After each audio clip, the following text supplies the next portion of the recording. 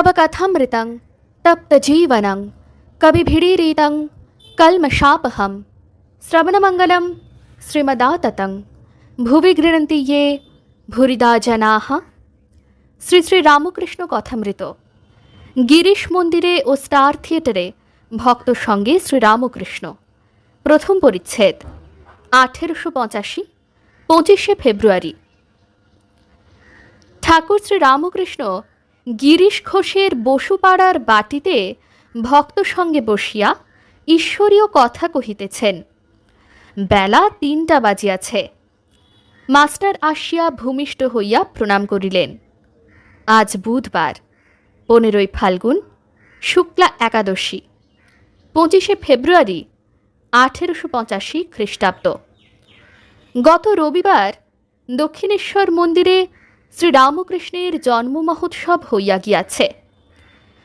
আজ ঠাকুর গিরিশের বাড়ি হইয়া স্টার থিয়েটারে বৃষকেতুর অভিনয় দর্শন করিতে যাইবেন। ঠাকুর কিয়ৎক্ষণ পূর্বেই আসিয়াছেন। কাজ সারিয়া আসিতে মাস্টারের কিঞ্চিত বিলম্ব হইয়াছে। তিনি আসিয়াই দেখিলেন ঠাকুর উৎসাহের সহিত ব্রহ্মজ্ঞান ও ভক্তিতত্ত্বের সমন্বয় কথা কহিতেছেন। শ্রীরামকৃষ্ণ গিরিশ প্রভৃতি ভক্তদের প্রতি। জাগ্রত, স্বপ্ন, সুষুপ্তি জীবের এই 3 অবস্থা। যারা জ্ঞান বিচার করে তারা 3 অবস্থায় উড়িয়ে দেয়। তারা বলে যে ব্রহ্ম 3 অবস্থারই পার, স্থূল সূক্ষ্ম কারণ 3 দেহের পার, সত্য রজ তম 3 গুণের পার, সমস্তই মায়া। যেমন আয়নাতে প্রতিবিম্ব পড়েছে, প্রতিবিম্ব কিছু বস্তু নয়, ব্রহ্মই বস্তু, আর সব অবস্তু। ব্রহ্মজ্ঞানীরা আরও বলে দেহাত্মবুদ্ধি থাকলেই দুটো দেখায়, প্রতিবিম্বটাও সত্য বলে বোধ হয়। ওই বুদ্ধি চলে গেলে সোহম, আমি সেই ব্রহ্ম, এই অনুভূতি হয়। একজন ভক্ত: তাহলে কি আমরা সব বিচার করব? শ্রীরামকৃষ্ণ: বিচার পথও আছে, বেদান্তবাদীদের পথ। আরেকটি পথ আছে ভক্তিপথ। ভক্ত যদি ব্যাকুল হয়ে কাঁদে ব্রহ্ম জ্ঞানের জন্য, সে তাও পায়। জ্ঞানযোগ ও ভক্তিযোগ 2 পথ দিয়াই ব্রহ্মজ্ঞান হতে পারে। কেউ কেউ ব্রহ্মজ্ঞানের পরও ভক্তি নিয়ে থাকে লোকশিক্ষার জন্য, যেমন অবতার আদি। দেহাত্মবুদ্ধি, আমি বুদ্ধি সহজে যায় না, তার কৃপায় সমাধিস্থ হলে তবে যায়। নির্বিকল্প সমাধি, জড় সমাধি। সমাধির পর অবতারাদির আমি আবার ফিরে আসে।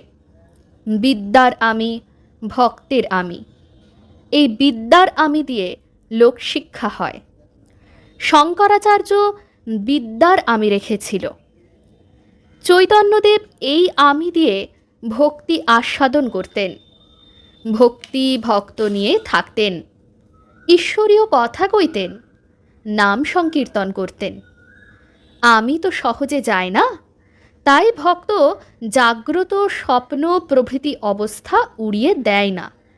ভক্ত সব অবস্থায় লয়, সত্য রজ তম 3 গুণও লয়।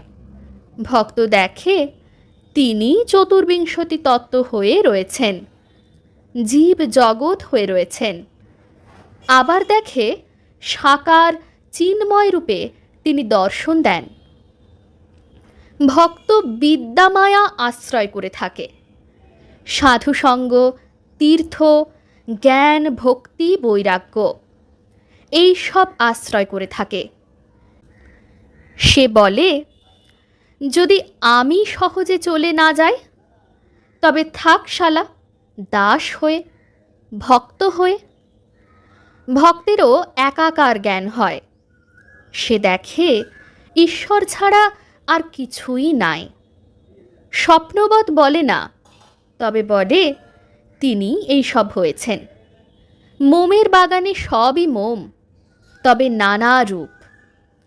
তবে পাকা ভক্তি হলে এই রূপ বোধ হয়। অনেক পিত্ত জমলে নেবা লাগে, তখন দেখে যে সবই হলদে। শ্রীমতী শ্যামকে ভেবে ভেবে সমস্ত শ্যামময় দেখলে, আর নিজেকেও শ্যাম বলে বোধ হলো। পাড়ার হ্রদে শীষে অনেক দিন থাকলে সেটাও পাড়া হয়ে যায়। কুমুরে পোকা ভেবে ভেবে আরশোলা নিশ্চল হয়ে যায়, নড়ে না, শেষে কুমুরে পোকাই হয়ে যায়। ভক্তও তাকে ভেবে ভেবে অহং শূন্য হয়ে যায়, আবার দেখে তিনিই আমি, আমিই তিনি। আরশোলা যখন কুমুরে পোকা হয়ে যায় তখন সব হয়ে গেল, তখনই মুক্তি। যতক্ষণ আমিটা তিনি রেখে দিয়েছেন, ততক্ষণ একটি ভাব আশ্রয় করে তাকে ডাকতে হয়। শান্ত, দাস্য, বাৎসল্য এইসব। আমি দাসী ভাবে 1 বৎসর ছিলাম, ব্রহ্মময়ীর দাসী। মেয়েদের কাপড় ওড়না এইসব পরতাম, আবার নথ পরতাম। মেয়েদের ভাবে থাকলে কাম জয় হয়। সেই আদ্যাশক্তির পূজা করতে হয়, তাকে প্রসন্ন করতে হয়। তিনিই মেয়েদের রূপ ধারণ করে রয়েছেন। তাই আমার মাতৃভাব। মাতৃভাব অতি শুদ্ধ ভাব। তন্ত্রে বামাচারের কথাও আছে, কিন্তু সে ভালো নয়, পতন হয়। ভোগ রাখলেই ভয়। মাতৃভাব যেন নির্জলা একাদশী, কোনো ভোগের গন্ধ নাই। আর আছে ফলমূল খেয়ে একাদশী, আর লুচি ছক্কা খেয়ে একাদশী। আমার নির্জলা একাদশী। আমি মাতৃভাবে ষোড়শীর পূজা করেছিলাম। দেখলাম স্তন মাতৃস্তন, যোনি মাতৃযোনি। এই মাতৃভাব সাধনের শেষ কথা। তুমি মা, আমি তোমার ছেলে, এই শেষ কথা। সন্ন্যাসীর নির্জলা একাদশী। সন্ন্যাসী যদি ভোগ রাখে তাহলেই ভয়। কামিনী কাঞ্চন ভোগ যেমন থুতু ফেলে আবার থুতু খাওয়া। টাকা কড়ি, মান সম্ভ্রম, ইন্দ্রিয় সুখ, এই সব ভোগ। সন্ন্যাসীর ভক্ত স্ত্রীলোকের সঙ্গে বসা বা আলাপ করাও ভালো নয়। নিজেরও ক্ষতি আর অন্য লোকেরও ক্ষতি। অন্য লোকের শিক্ষা হয় না, লোকশিক্ষা হয় না। সন্ন্যাসীর দেহধারণ লোকশিক্ষার জন্য।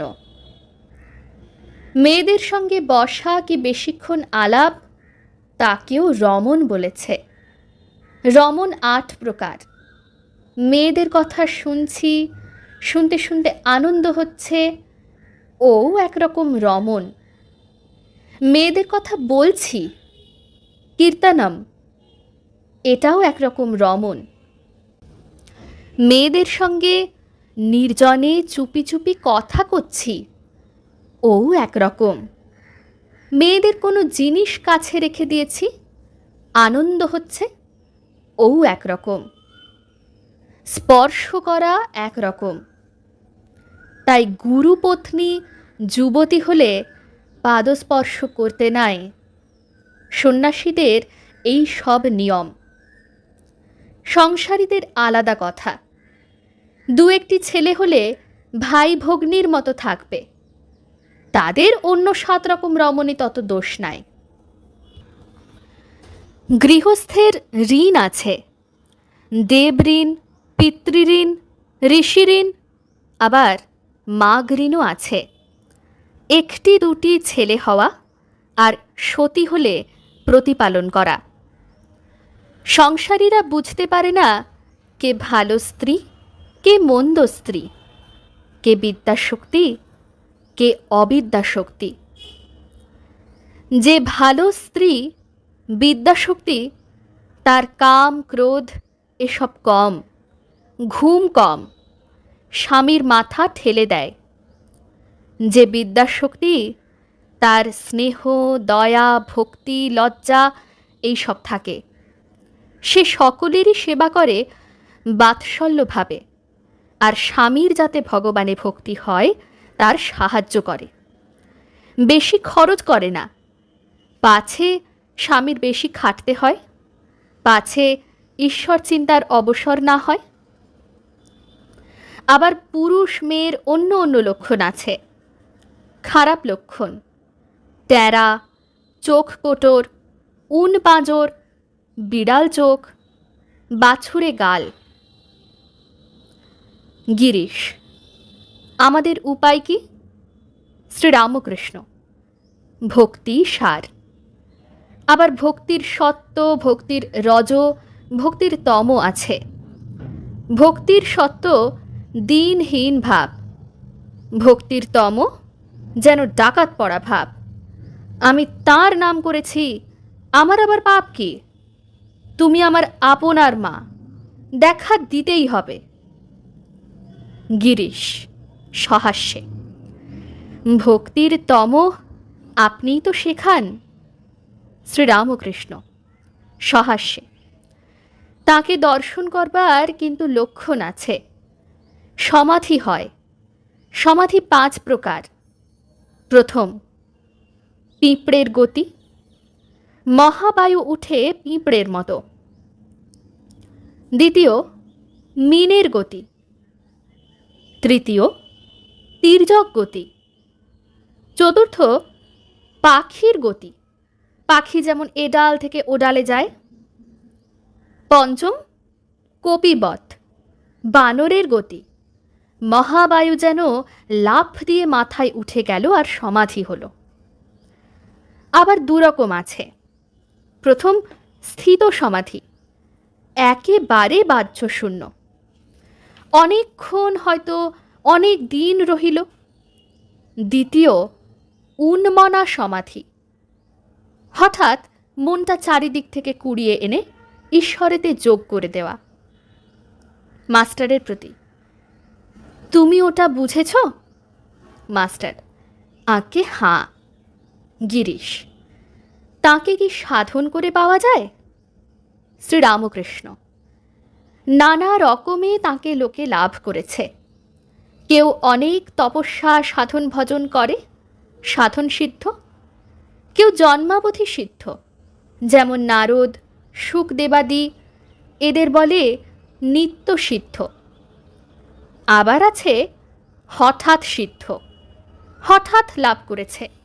যেমন হঠাৎ কোনো আশা ছিল না, কেউ হয়তো নন্দ বসুর মতো বিষয় পেয়ে গেছে। ওং নিরঞ্জনং নিত্যম অনন্তরূপম ভক্তানুকম্পা ধৃতবিগ্রহং বৈ ঈশাবতারং পরমেশমেঢ্যং তং রামকৃষ্ণং শিরসা নমামঃ।